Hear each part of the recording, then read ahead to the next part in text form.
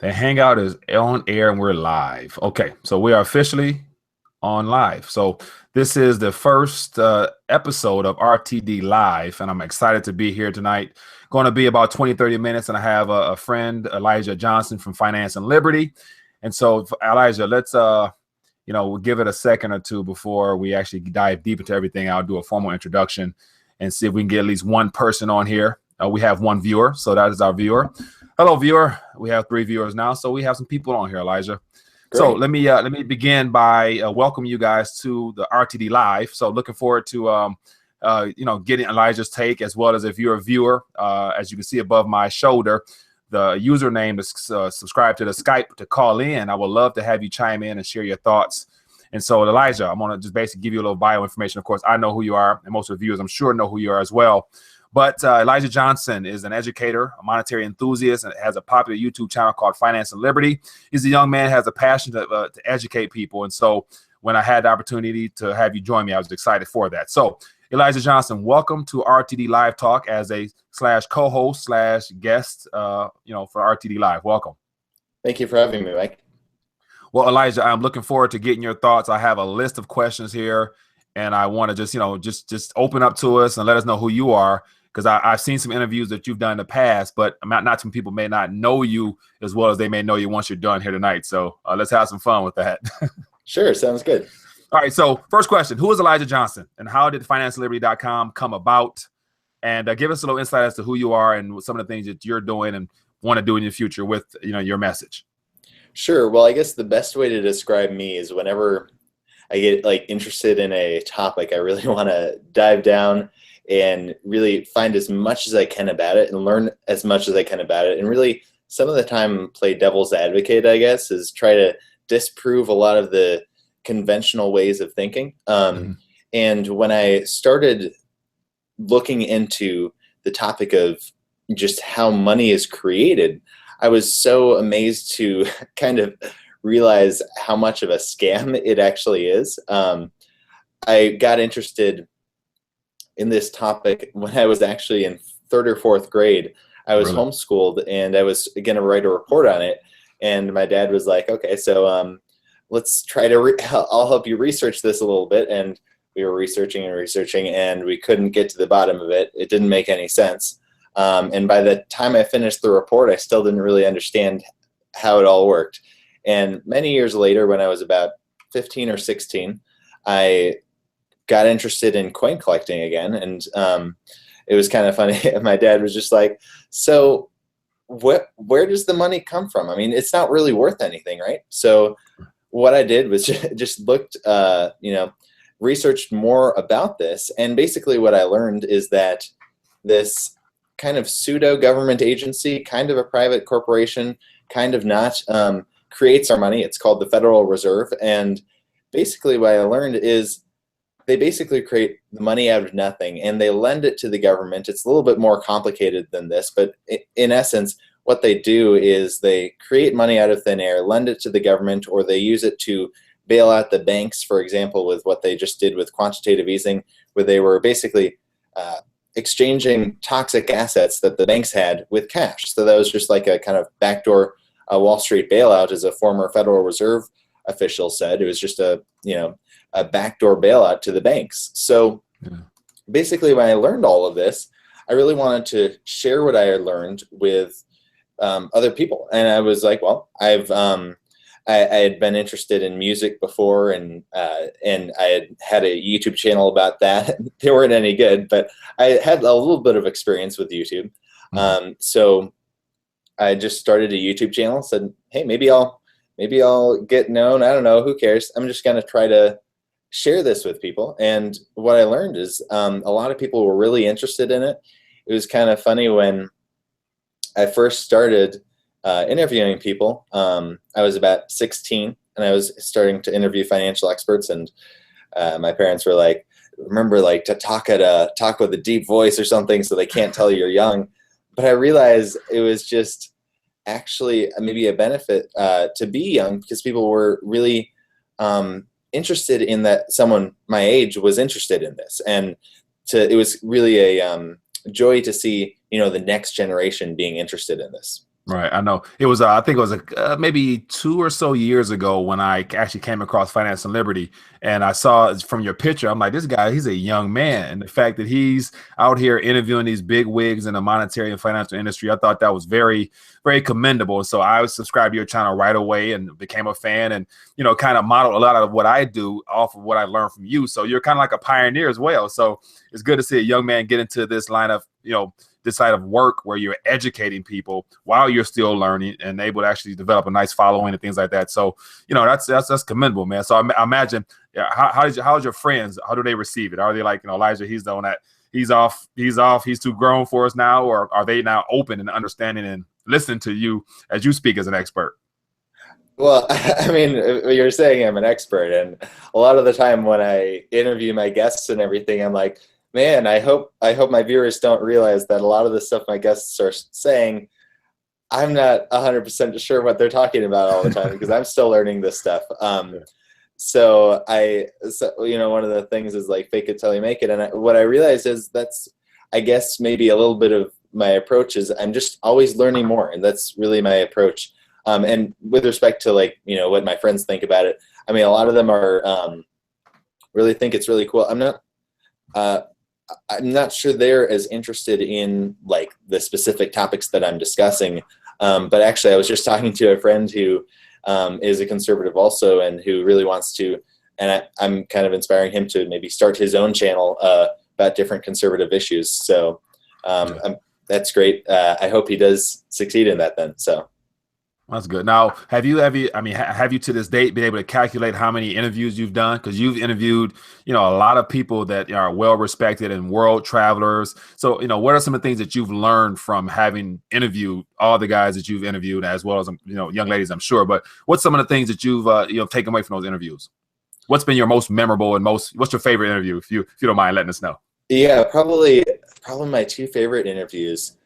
My first one would have to be interviewing Dr. Ron Paul in person at the Ron Paul conference in Washington, D.C. this last September. It was just, I had been following him for years, and I'd interviewed him a couple times over the phone, and just to meet him in person and actually speak to him in person was a great honor.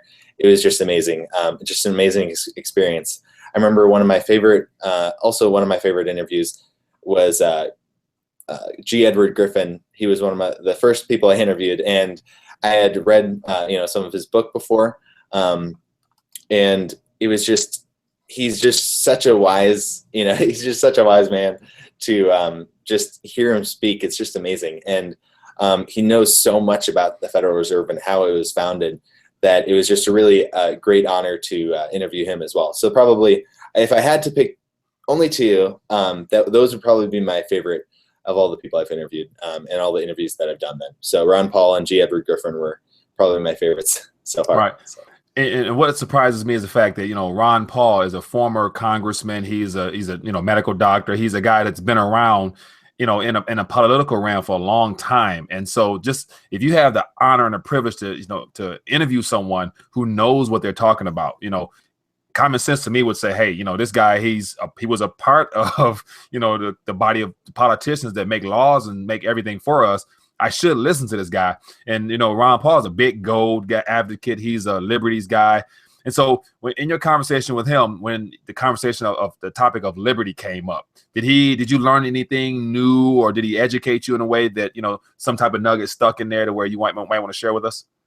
Yeah, definitely. When I asked him about how to kind of share the ideas of liberty, one of the things that really stuck out to me was just to educate ourselves. And a lot of the time, I guess we can get the impression that we can be a little bit egotistical sometimes. We're like, oh, I know everything, and I just need to share this with everyone. And I think what we really need to do is kind of invest in our own education first, a little bit before we start conversing about these kinds of subjects, because a lot of the time I've realized with myself, I don't know what I'm talking about some of the time when I start bringing up these subjects. I'm like, actually, I need to learn a little bit more about this. So I guess that's one takeaway, is just the idea that we need to educate and invest in our own knowledge to really, before it's a little bit ironic, but to spread the ideas of liberty, we first need to invest in our own knowledge and actually really learn more about this before we start conversing with others about it. So right, and so one thing I've learned, I noticed a lot, you tend to downplay your wisdom and knowledge. I mean, with as many interviews as you've done over the past, every interview you do is the equivalent of sitting in a classroom before a professor learning something that you can't forget, and just the experience of interviewing people gives you knowledge in and of itself. And so when I say that you're more so an expert as well, I consider myself an expert, even though I'm 2 or 3 years into the whole monetary realm, but yet from all the books and interviews and things like that I've done, I know, and I would like to say you as well, we have a good higher level of knowledge than our peers when it comes to this subject of monetary history, finance, and awareness. So, don't say you're not an expert in the work, because I believe you are. Yeah. Oh man. Okay. So I want to kind of move on a little bit. And so I've broken this conversation down into segments. And so we're kind of in segment 1 where who is Elijah Johnson? So you've kind of given some insight into that. Now, just looking ahead a little bit, you're interviewing people, you're putting stuff out there weekly that brings value to people. Where do you see finance and liberty 2-3 years down the line? Now, what audience and how big would you like for your message to become, and who you want to impact? You're more of your generation, or anybody that'll listen? Or give us your thoughts on the future of finance and liberty. Yeah, what I really want to do is I guess start what I'm looking for the future is to I guess in production quality, one thing, just start doing maybe video interviews, and then also I guess just on I'd really like to, as I gain more knowledge about these subjects, to kind of maybe have more, I guess, more panel discussions and also debates on the different subjects. And maybe some of the time when I'm interviewing, I can not be so confrontational, but I really want to challenge my guests sometimes. So that's something I want to work on as well, is not just move on to the next subject, but question my guests on the things that they're saying and actually ask them more about, why are you saying this, and what about this view also. So I really want to expand, I guess, the views, and really think maybe put a little bit more logic into it as well, and kind of debate also with the interviewees that I have. So, all right, I understand. It's the same here. And so I find myself when I do my interviews that I'll have one guest that'll have a viewpoint, and then I'll have my own. Of course, I have my own opinion, and so at that point, I'm like, okay, I'm inviting him on my little show to interview him and get his thoughts, but I don't really agree with that. And so I'm like, I want to dig into it deeper, but I'm like, out of respect for him, I'll keep it as is. But yet in the comment section, usually I'm like, just, have at it, whatever you want to say towards them, I can understand. And one particular conversation that came to mind is the current situation in India. So I'll just veer off a little bit and just talk about that. So you're well aware of it, but most of the public is not. But yet it's the whole cash crisis thing. And so I had one gentleman that I invited on who's currently in India now, and he's more so pro-government. And so the entire interview was based upon how beneficial it is in the long term. And so he was a guy of higher income, so it really didn't impact him much. And so while he was talking, I'm like, okay, this guy, he's not the typical guest that I would have. That's more so not anti-government, but more pro-choice, pro-liberty, everything that's not necessarily government based. And then I had another guest from India, and he was like, Modi he's ruined, he's destroying this country, he's a thief, he's a robber. I'm like, whoa, that was 2 different variations of a subject from people within the same country. Mm-hmm. So there's always room for us to be able to debate and argue respectfully. So that's what I've learned, and we'll try to do in the future as I disagree from other people. So, but we got about 9 people. We got 9 people watching us right now. So. For those people that are watching, if you want to chime in, I would love for you to give me a call. Give us a call. If you have a question for Mr. Elijah Johnson from Finance and Liberty or myself, the username for the Skype address is RTD Live. So if you go over there and you request to be my friend, I guess, I will add you, and then I would love for you to just call in, share a thought, or share, if you don't like what we're talking about, let us know. I'm about learning, so nothing is too harsh for me. So But other than that, we're going to keep moving along. And so, but, call in because it's not a talk show or a talk show format. If no one is, calling in and talking to us other than just us. So, but no, so let's move on to the next segment. And so we're going to be 20, 30 minutes tops. I want to be respectful of your time because it's, getting kind of late. And so the next segment is going to be, what comes to mind. And so I got a couple words that I'm going to throw out there, and we can just go back and forth on it. It's not a right or wrong. It's more so from your expertise and experience. What have you learned that might be different from when you were younger or vice versa? And so the first word that comes to mind, I actually wrote some things down, but it's monetary collapse. What do you think about when you hear the words monetary collapse? I guess it would be some people would say, well, that's kind of outrageous in a sense that, the dollar would go to zero or that the dollar would collapse or something like that.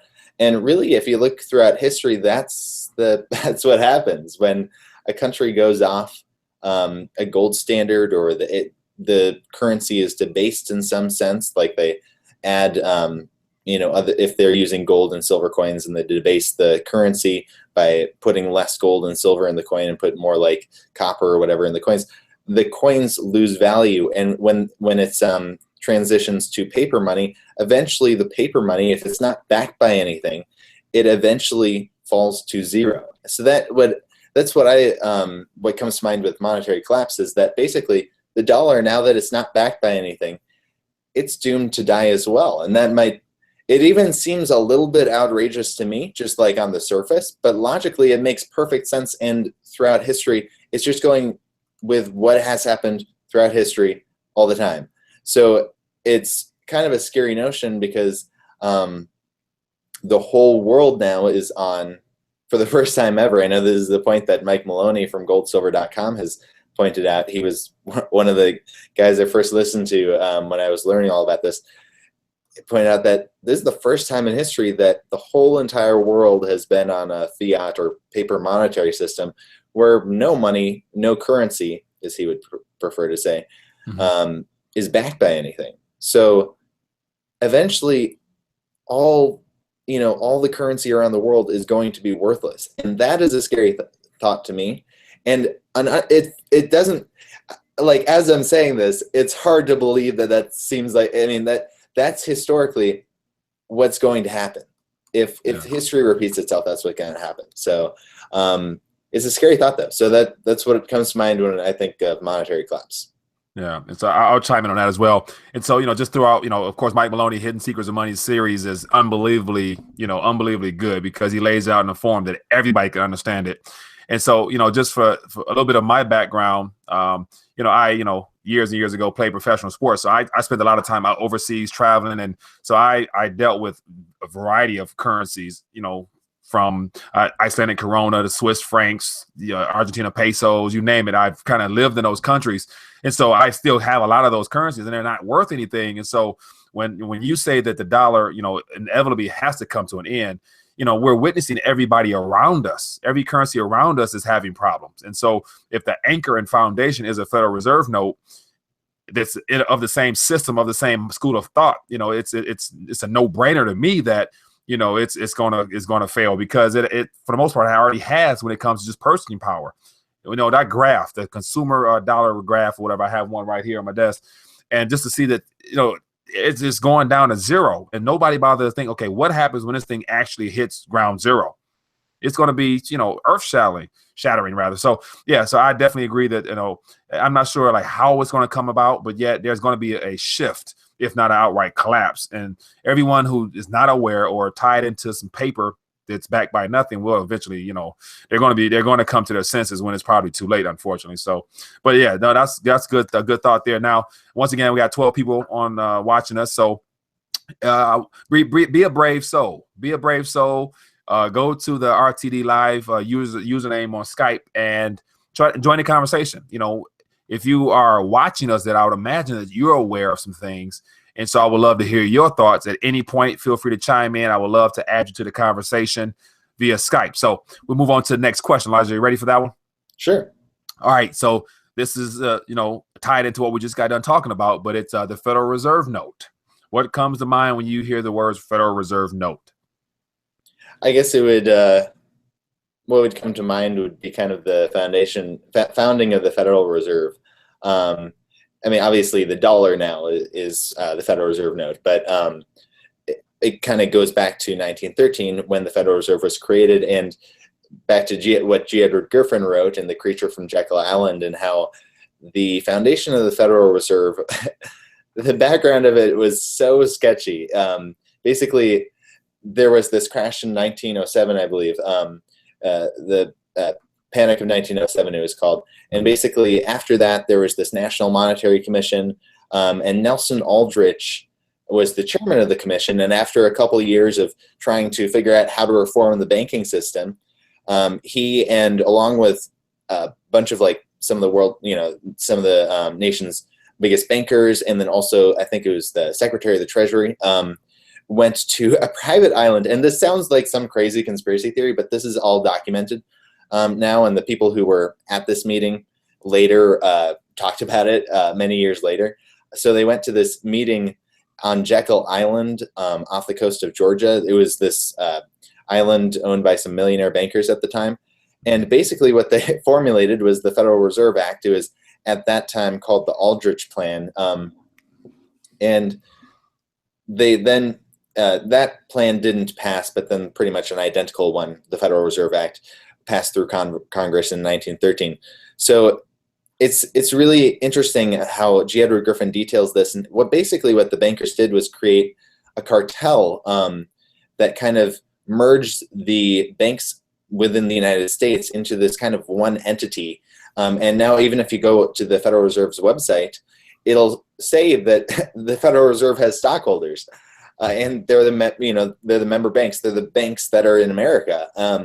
So it's just something really interesting to learn about, and is really eye-opening to kind of see how our banking system is not really run, or the Federal Reserve says it's supposed to run and work towards the stability of the economy, but it seems like it was pretty much founded by the bankers, and it seems to work for the bankers. If you look at what it's done throughout history, like I was just recently with quantitative easing, is it really going to help the economy to purchase toxic assets off of banks' balance sheets, mortgage-backed securities, or is that just helping the banks? Replacing toxic assets with cash. You decide.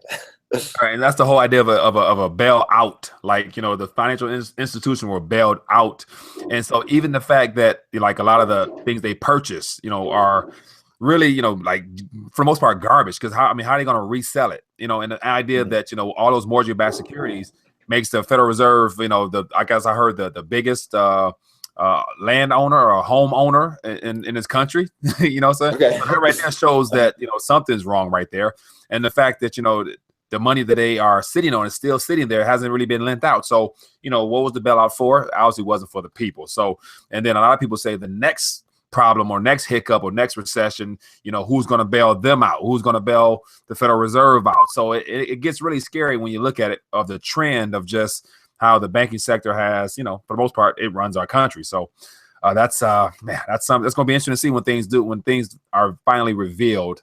And so, but that's some good thought there. Another thing I want to mention was for the Federal Reserve note. Over the last couple months or years myself, I've kind of began distinguishing between a dollar and a Federal Reserve note. Mm-hmm. And so one thing I want people to be aware of is that, if you are aware of your history, if you know the unfolding of how this nation came to be, it was through, actually, to be technical, it was the word thaler, which was where the word dollar was derived from, which goes back towards the European, whatever. So it's information out there to give you more history on it. But the fact that a dollar is actually, it's a measurement of weight. It's not like a piece of paper, it's weight. And if it's been weight, and it's been historically been weight, just because the Federal Reserve comes along and defines it as, a note or something like that, doesn't mean it's the only option we have. And so I like to make this clear for those that are watching, that there's a difference between a Federal Reserve note, which is a piece of paper, and then the other one, which is a note. So Elijah, it looks like we have somebody call it in. So okay. Let's see how this goes. Hello. Hello. Hi there. Is this Mr. Robert Miller? Yes, it is. How you doing, Robert? I'm pretty good. How you doing? I appreciate you calling in. So I take it you're watching me and Elijah live right now. I just started watching. So I started watching. So I appreciate you calling in. You're the very first person to call in. So I'm open to give you the mic to share whatever's on your mind, as well as if you want to ask a question or whatnot. And so, Elijah, can you hear him? Yep, definitely. Hi, Robert. So, Robert, what's on your mind, buddy? What you want to talk about? Where you calling from, and what's on your mind this night? Calling from Frogtown, PA. Fronttown, PA. Okay, well, welcome. So I'm glad you're joining us. What are some things that's on your mind? Or you want to chime in on one of these topics we're talking about? When does it hit the fan? When does it hit the fan? Yeah, and I think if we had if we could predict or had a crystal ball to look into that, yeah, we would definitely be less afraid as we are now. But what are your thoughts on when it hit the fan? What's your thoughts? Very soon, actually. Very soon. You want to lay out a little foundation for us as to some things that may be lining up to where you say it's very soon? I'll be watching the dollar, the direction it's going right now, the direction it's been going for some time. I think it's only a short matter of time until the rest of the countries decide they don't want to be touching it anymore. I think when they do start disabusing themselves of the dollar, they're all going to come back here, and we're going to be in big trouble when that happens. Yeah. I would say that, if you've had a chance to watch any of the RTD news that I've done in the past, there's countries already that have already made their mind up that the dollar or the Federal Reserve note, as I was mentioning, is already a thing of the past. It's just a matter of when will it hit mainstream domestically here in our country. Because with all the dealings going on around this country with the infrastructure of AIB, the BRICS, it's the Federal Reserve note is already dead, in my opinion. It's just a matter of, when it hits mainstream. So what are your thoughts, Elijah? Yeah, I mean, I guess one of the things I try to stay away from is when, because I mean, really, I think it comes down to whatever your crystal ball is going to say. I think we can make some guesses based on that some countries might be trading not in the dollar anymore, and I think that with so many dollars outside the United States, if they come back to the United States, then we have more dollars and then more inflation, and definitely the value of the dollar could fall then. But yeah, I that's probably too tough of a question for me to actually accurately predict when it'll all happen. Yeah, good point there. So, Robert, anything else on your mind that you might want to comment on? No, I'm good to go. Thank you. Well, I appreciate you calling in, buddy. Thank you. All right. Thank you. So yeah, that was win. Win is definitely something that no one, not to get spiritual, but no one but God knows the win. And so my thing is, if there's going to be a day, you better make sure you're prepared. And so for me, just to in my faith, believing that God is already aware of what's going to happen. So everything else is kind of going to be an afterthought. But yet, as a family man, I gotta be prepared as best I can. So since Robert called in, let's talk a little bit about the preparation aspect. Yeah, definitely. And so if we believe something is going to come, what are some preparation type of things? Of course, I got, some silver, some paper around me, but, share with us, Elijah, some things that you might have come across through all your interviews that might help in the form of preparation. Yeah, I guess just the way that I personally look at it is just kind of prepare financially, have consider, investing in, I can't give any financial advice. I'm just going to say that, I consider just making sure that at least some of my finances are in something that isn't going to, collapse as the financial system collapses. So if I have some of my finances in gold and silver, then I know I have that, even if everything else goes down. But in the meantime, I think, I guess the way that I approach is just live life, just live life to the fullest. And even though it seems like that the dollar is going to eventually collapse, I don't know when that's going to happen. And I'm not going to be, I'm going to be living life as happy as I can be, even though I know that that's probably going to happen down the line. I'm not going to be waiting around for it. I know I'm prepared. So I'm just going to live life, as I guess, just as happy as, I guess how I'd say it is, don't get like depressed about it or anything like that. Just live your normal life, you know, and realize if this does happen, you're prepared, and that's all there is to it. So Right, I do agree. And so, I want to just comment on that briefly. And as I actually think about that question I posed to you, is there is no way really to prepare for something that you've never experienced. And so my thing is just being aware that change is inevitable. And, being that here in America, especially, we're beyond privileged. We're beyond blessed to the point where right now, if you really look around, there's so many things to be grateful for. Yeah, definitely. Knowing that things are going to change, I kind of compare it to like times when I was, because I actually years ago I went to Venezuela, and so and being in Venezuela and seeing poverty, true. This is before their second from last collapse, and when things were pretty much decent there.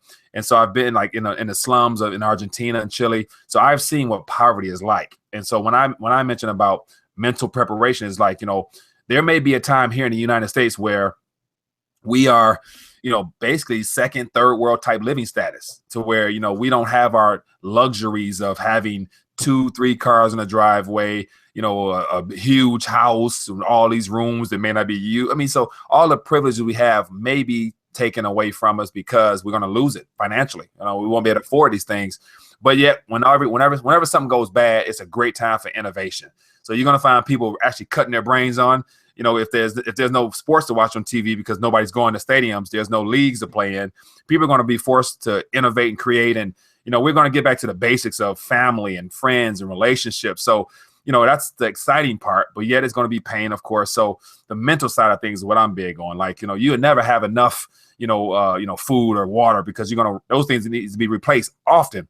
But yet the mental side of things is what I believe is going to be key as we move forward. So, but Shake, thanks for staying here, sharing your thoughts, and I'm glad that Robert called in. And so we have a few more viewers on here, so we'll probably be, 15, 20 more minutes max. But yet, if you are interested and want to call in and share your thoughts, what's on your mind, feel free to chime in on any of these topics we're talking about. I would love to hear your thoughts about learning something new.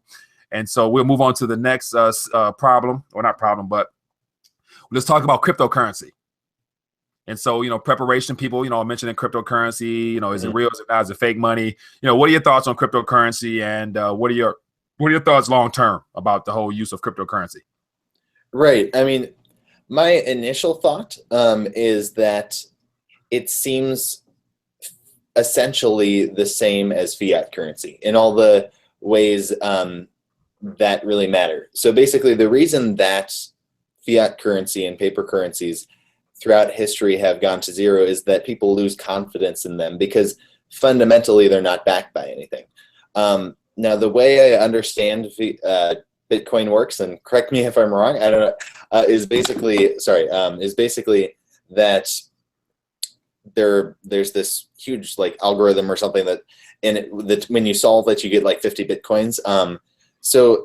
And there's a certain number of solutions, and there can only be like 20 million or so Bitcoins created. So there is a limit to it, but it seems to me that it doesn't make sense that scarcity by itself equals value. So that seems to be the premise that Bitcoin is based on, and I think it's because fundamentally it doesn't have any intrinsic value like gold or silver does. Gold and silver are scarce and they have intrinsic value. Paper money doesn't have intrinsic value, and some of the time it's not always that scarce when it's hyperinflated. But with cryptocurrencies, that's a weird like hybrid where it's scarce, but it doesn't have any intrinsic value. And I think the biggest reason why, fundamentally, why paper currencies don't last, or D-based coinage doesn't last, is that people lose confidence in it because it doesn't have value. So I think right now Bitcoin is, I mean, it's been doing really well. It's, it's gone beyond any of my expectations. I was kind of a skeptic when it was at $20, and now it's, I don't know, 1,000 or whatever. I don't pay that close attention to it, but to me, it just doesn't. I don't think it will last because it doesn't have intrinsic value, and it's based on, I think, a faulty premise that scarcity by itself equals value, which I think is false. So, Right, I agree. So yeah, I'm a little leery as well. With a couple points, and someone recently commented on one of my videos, whatever. But it seems somewhat funny that the cryptocurrency appeared right after a recession, and it seemed to play along with the idea of going digital. And so, with this whole Nakamoto whatever his name is, whoever this founder of this technology is, who is this person?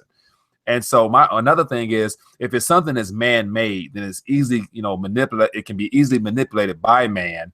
And then there's so many other little counterparties off of that, of the fact that the internet, and you need the internet in order for it to do what it do. And then you need electricity. So with those two things there, as long as you're in an area where there's electricity and the internet's functioning, you're probably good. But, with all this stuff that's coming out recently with, the CIA malware and all those, things that they have in place that can shut down computers and put viruses in your electronics at any point. If they really want, to make it something that people shouldn't have, I believe there's more than one way to kind of end that. And people who are heavily invested in it will definitely lose a lot of their money. But yet, speculation wise, I play around with some of those things just because, it's fun to learn and grow. So I think, any way you can hedge, a piece of paper, you're probably worth doing it. So, but that's my thoughts on it. But yeah, I'm wondering, what's the long-term future? I believe we're transitioning, and the long-term future is going to be digital anyway. So I think Bitcoin plays along with that in a way where now it's fun and games. It can be fun and games rather, because people can make money doing it. But when that's all you're forced to use, it's controlled by somebody. We'll see if it's as fun at that point as it is now. So, but that's my thoughts there. So I want to, once again mention, we have a couple more viewers on here. If you are interested in what are your thoughts on cryptocurrency, call in with the Skype number above my shoulder and share your thoughts. So if you got a question, or I could be completely wrong, or Elijah could be wrong. So, educate us. So if you're interested, call in. I would love to have you chime in on this conversation. So a couple more questions, Elijah, then we get to the news segment, and then we'll wrap things up here. But the next one, let's talk about the national debt. We are approaching 20 trillion, if not already, or something like that. And then, as you see over my shoulder here, I have the U.S. national debt is 19,000 and climbing, and I have debt per citizen is 61,000, and debt per taxpayer is 165,000. So, Elijah, are you ready to pay off your debt or what? No. you're not willing to pay off your fair share? No, I think everyone eventually will have to, because the only way that this debt could possibly be paid off, it's not going to, politicians are not going to raise taxes and then pay it off that way. The only way that it's going to be paid off, I believe, is basically through inflating the currency. I think Alan Greenspan, the former chairman of the Fed, talked about this, and he was saying, there's no risk of default because we can just print the money to pay the debt. And I think that's a easy way to do it. It'll get you votes, if you're a politician, just to do it that way. But and it's the popular way because people aren't immediately affected by it. But over time, the currency loses value, and people pay that way because their savings decrease in value. So I think that is eventually the way that it's going to be paid off. So. Yeah, and so if the currency is inflated away, and of course I saw that session from back in the day when Alan Greenspan mentioned that, but if inflation is going to be the primary means in a way it's been done throughout history, if I'm probably not correct, and somebody please let me know if I'm wrong, but I don't think there's ever been a government in modern history or modern times that have actually paid off what it's borrowed. And so the options have always been either through hyperinflation or some type of war. And so usually when they get to the point where they're running out of time, they'll just go pick a fight with somebody, which kind of seems like what we're kind of doing here now in our country with everything we're doing out, the fact we have ships off the coast of other countries that our allies are not. It seems kind of funny. Like, why would you? That's like me coming to your neighborhood. I'm on the other side of your fence, talking about you and egging you on, trying to have you throw the first punch so that I can come across your fence. That's kind of crazy, but that's the times we're in. So that plays right into the next question. World War III. There's been a lot of talk in the alternative media world of people that think that we're on the cusp of war. share with us your thoughts. Is that something that's possible? Will it be a drawn out war, quick war, no war, exchange of words, handshake? What are your thoughts? Yeah, I mean, looking at what's happening with North Korea right now, it's a little bit concerning. But I guess my approach, I don't actually talk too much about this subject. Sometimes I've talked about it with Mike Rivero from What Really Happened when I have him on the show. But I guess my approach to it is just, I guess, pray that it doesn't happen. Because, I mean, if something like World War III happened, I don't think there's a way where you can really prepare for it. I mean, so that would be, I mean, if a nuclear war happened, that's it. So, I mean, it's. I guess my answer is kind of simplistic. I don't really have a way to prepare for it, and much to say about it because I don't think there's much of an answer. So I guess just to hope and pray that it doesn't happen. But it is a little bit concerning seeing what's happening right now with North Korea, and also I think it was just Bloomberg I was reading. You hadn't sent me an article about it. How analysts are telling Bloomberg that North Korea might have, I think it's like 10 to 25 nuclear weapons. So we'll see how all this plays out. But yeah, good point there. So that kind of wraps up the what's on your mind segment. So let's briefly dive into just some recent news. We're talking about war and things like that. So I kind of shared some articles with you earlier, but just want to get your thoughts on some of the articles if you had a chance to look at them. So I have one in front of me now, and it's the one from SRS Rocco Report, and it has to do with because he's big. I'm not sure if you had him as a guest on your show or not. I would like to have him on mine, but he's big on just giving graphs and charts that are quite telling of what's really going on behind the scenes. And so the article I got it in front of me now. It says huge decline in Peru's silver production suggests future supply at risk. And so he gives some graphs here that just shows that there's there won't be much precious metals available for sale for the commoner much longer. Nevertheless, those that really depend upon it for electronics or whatnot. And so with this graph here, I want to kind of pose a question to you: is if you own a mine that was producing precious metals and actual tangible wealth from the ground, would you continue to sell your product well below its real value before ultimately would you say, no, I'm not going to sell anymore, or I'm going to hold back some, or what are your thoughts? This Peru articles, they're not getting as much silver out the ground as they used to, or not, or they're telling us that they're not because they're tired of losing money. What are your thoughts on that? Right. I guess you're talking about what's the real value of silver. So there's that whole. Then another conversation is the silver price manipulated, and if so, how, and all that. I guess if I was a silver producer, I'd really look into that whole debate and try to get to the bottom of it. And if gold and silver are manipulated down, which a lot of my guests have made the case that they are, then I would try to get whoever's responsible. I mean, that would be tough if you're the little silver miner and you're going against the big elite. But that's what I would do, I guess, is try to see who's manipulating the price of silver down. So then, that the product then that I'd be producing actually would be selling at its fair value. So right. So you wouldn't be losing money. I mean, no one wants to deliberately lose money. And just to hint at, the price discovery mechanism, which I guess everybody says flawed, being that the COMEX, sells futures and they just flood the market with paper. But yet, from the dollarcation infographic that I made about me having done some research for that and seeing the trends of the ratios of gold to silver, which was originally established at that 1 to 15 point, which was the case for several hundred years, if not probably thousands, if I'm not mistaken. But yet to see over as the Federal Reserve has, increased its money supply tremendously, they've also managed to manipulate the ratios to the point where now, it's 1 to 70, 1 to 80 or something like that. So just that to me lets me know that something is not right.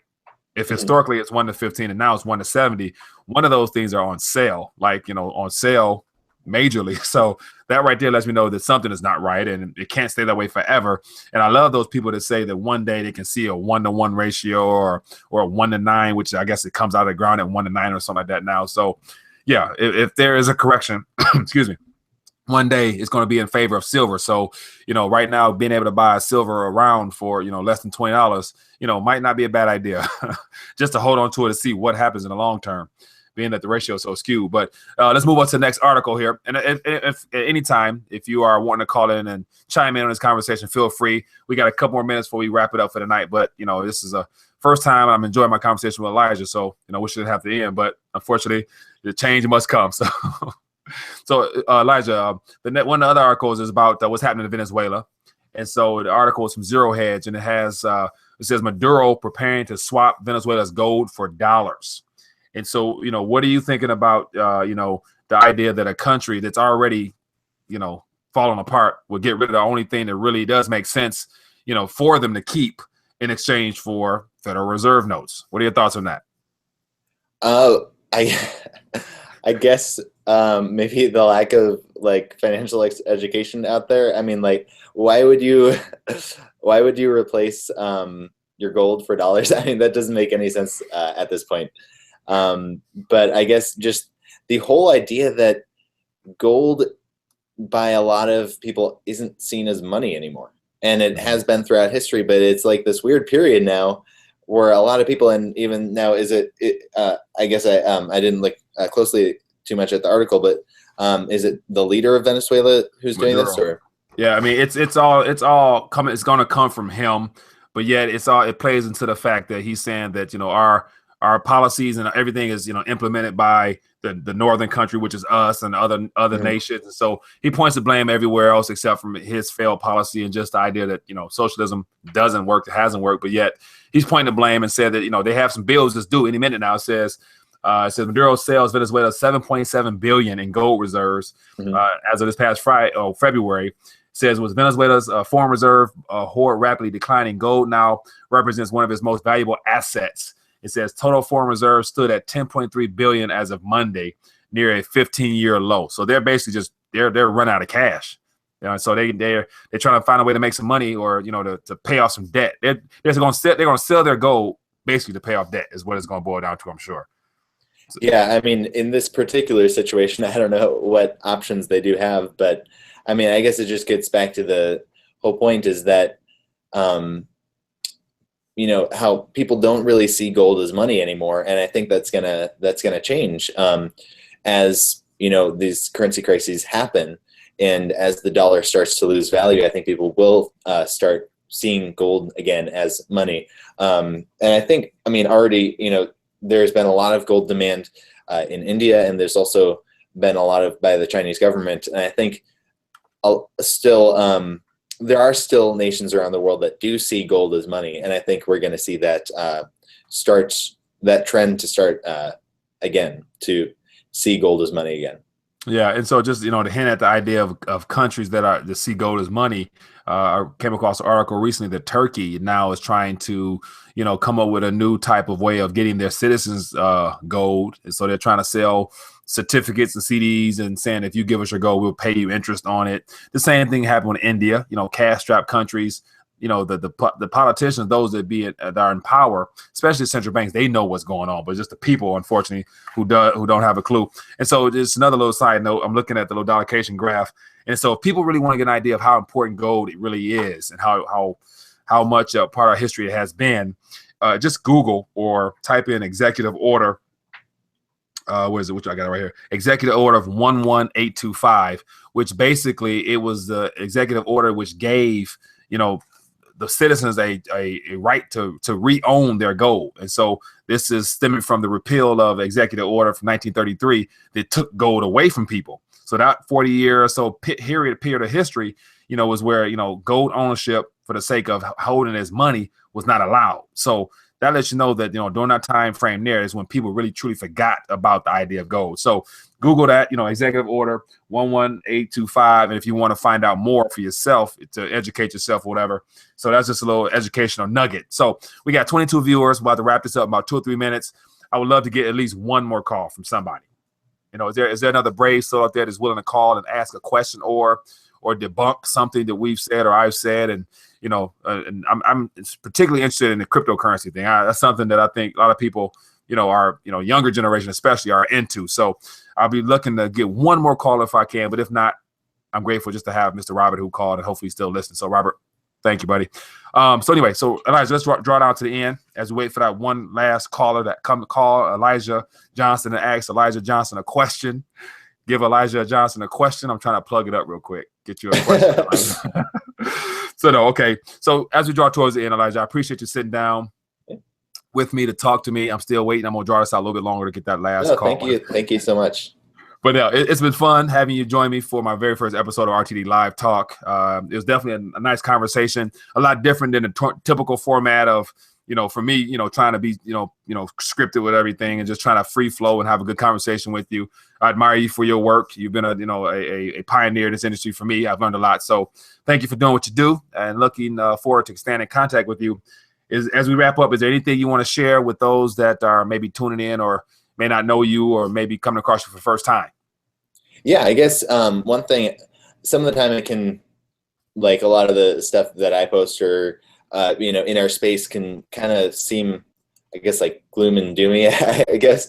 But just to kind of keep a perspective is like, okay, we can be prepared, but we can also have a positive outlook on life. And that whatever happens, that